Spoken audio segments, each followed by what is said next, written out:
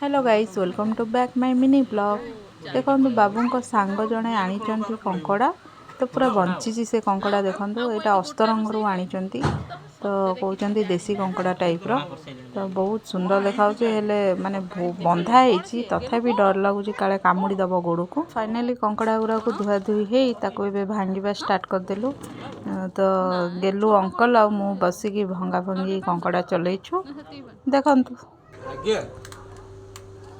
तापर कहले गोटिकिया कंकड़ा नहीं देखिया मो गेलु डरुचु कि नहीं कंकड़ा को देखी कौन रिएक्शन तार।